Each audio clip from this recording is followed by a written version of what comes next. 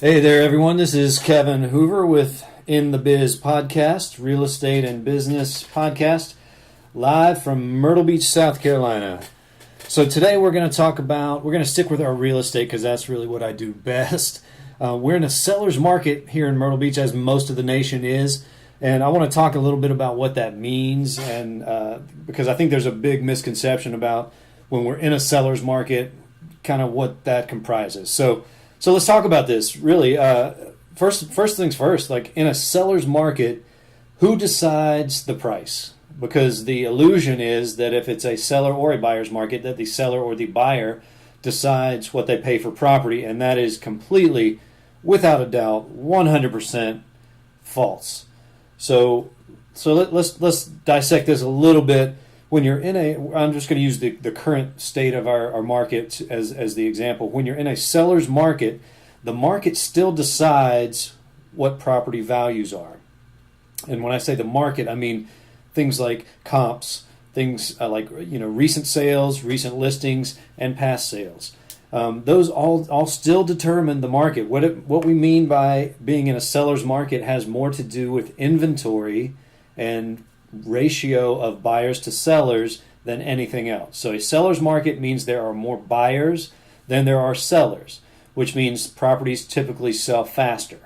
It does not mean that the sellers can price a property at whatever they want and still get that price out of the property. So I just wanted to clear that up. And when the scenarios are reversed, obviously it means that there are more sellers than there are buyers. So generally that has an impact on price because the inventory is high and the demand is low. So that kind of, I hope that clears up a little bit about just the basics about what it means to be in a seller's market. It doesn't mean that you can take your normally $200,000 home and list it at $250,000 and get multiple offers at 10% over list price or over asking price. That's not really what it means. What it means is that price homes that are fairly priced according to market value will typically sell much, much faster than in any other kind of market. So now that we got that cleared up, let's dive into price a little bit, because that's always the question. No matter what market you're in, the question is always, how much can I get for my property, or how much should I pay for my property? That's the piece of information that people want to know off the bat. So here's the deal. In a seller's market, fairly priced homes see quick action. That's it, bottom line. If you're trying to get a higher price than the market dictates, you're not going to see quick action. You might see some action, but you won't see quick action. Now, if you do overprice your home, here's what you're in for. You're in for low offers or no action at all, meaning the house isn't going to show at all because there are other options on the market, or you're going to get a low offer because they know you've overpriced it, and you're going to think it's a low offer because you believe that you should get more money. So that's what you really have to prepare for. If you mark up the price, 25%, and the current market is selling at a discount of 3 to 5%, you're really going to get offers that are in line with what properties are selling for. So you have to consider that. Now, here's another big misconception that sellers have when it comes to price. Things like appliances, HVAC, new roof, all of those things, they don't appreciate. So they don't raise the price that much. What they become is a good marketing tool, meaning they become a differentiator between you and the competitors. If there are two houses that are equal square footage, similar in size, one maybe is a little nicer than the other in that it has newer appliances or a newer roof or things like that, you might be able to get a little more money out of it, but really what you're going to get is you're going to get the first look, meaning that a buyer who's interested in both properties, they're going to probably pursue the property with the newer appliances, the new HVAC or the new roof more actively than they would pursue the one without all those things. So that's, which I find is very interesting, because a lot of sellers think, I'll put new appliances in and we'll add $10,000 to the list price, and that is most decidedly not how it works. When you add new appliances to your property, you might be able to ask a little bit more. On the ask, I wouldn't expect to get more, but really what it does is it makes your house more marketable. If you did not have those new appliances, would you be getting the looks that you're getting or the volume of showings that you're getting? So consider that. When it comes to HVAC and things like a roof, if you've got an old roof or a roof that's leaky and you put a new roof on there, that just is something you should do because that means the house is going to sell. If the roof is old or has leaks, you're going to get offers that dictate that discount of a roof replacement. So that's something to consider as well. Same with the HVAC. The HVAC, obviously, you need, especially in South Carolina in August, late July, August. If you don't have air conditioning, it presents a very, very big problem for potential buyers. So the scenario you run is, if I have a solid HVAC or if I do not, what does that do to the marketability of the property? So keep that in mind, of the things that will enhance the price and the things that will not.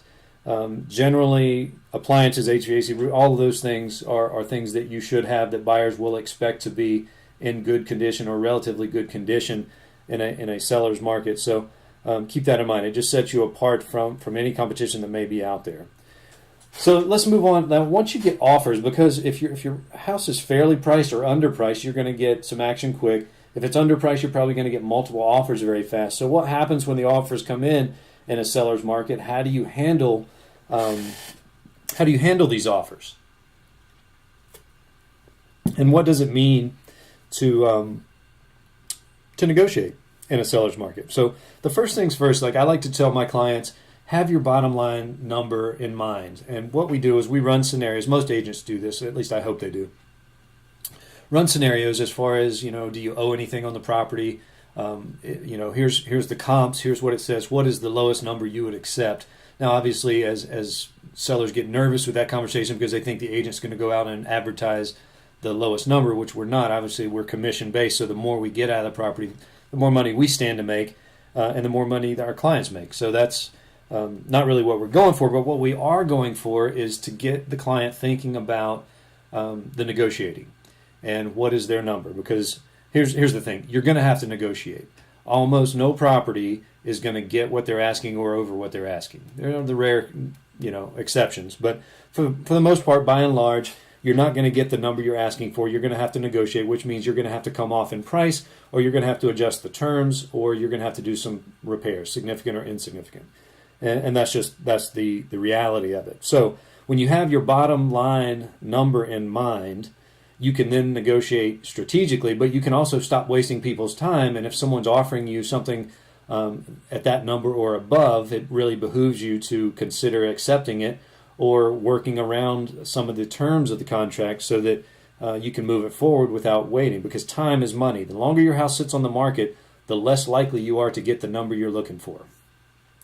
And really, it boils down to the fact that buyers will come to me and they will say, this house has been on the market for 120 days. Instead of $350, let's offer them $275 because I bet they're ready to sell it because it's been on the market so long. So I hope you understand how that works, that the longer your house is on the market, it starts to slowly pull negotiating power from the seller and transfer it to the buyer in a standard market. In the market we're in now, it takes a lot longer for that power to change hands or to even shift at all. But what I really want you sellers out there to understand is that if you have your number in mind, you accept the fact that you're willing to negotiate, and you can negotiate within those parameters. And once you get to your number or above, consider accepting the deal. Also, negotiating is not personal. This is a business deal. It really is. There's a lot of emotion involved, but it's not personal. The buyer wants a deal, the seller wants a deal. Just as the seller wants to ask more for the property, the buyer wants to get it for less. That's the nature of being human in this world. We all want the Walmart, the cheapest prices on the planet, or that sort of mentality comes along with a buyer. And what they're going to do is they're going to, make an offer, and you'll eventually get to a ground that you both think is fair. But it is not personal. It is a business deal. So they're not trying to insult you. If you do get an offer that you think is low, consult your agent, see what they say, do it. If it means rejecting the offer altogether, then that is something you may have to do. If it means countering, which I always encourage, is a counter regardless of how low it is. And the counter can be, $100 off. That is a counter, and it will send the same message as you rejecting it. But if you come from a place of it not being personal, it is a business deal, then you get those insult emotions out of the way, and you can get down to trying to get to your number. So that's really the nuts and bolts of it. We're in a seller's market. The people who decides the price, the market still decides the price, not the seller, not the buyer as individuals.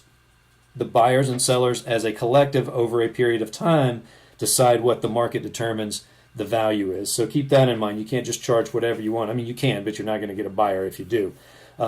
Price, keep in mind what goes into price, what affects price, what raises the price, and really how much time you have to operate in that, and really be ready for the offers. In a seller's market, be ready for the offers. So from the get-go, always have your bottom number, the lowest you'll take for the property in mind.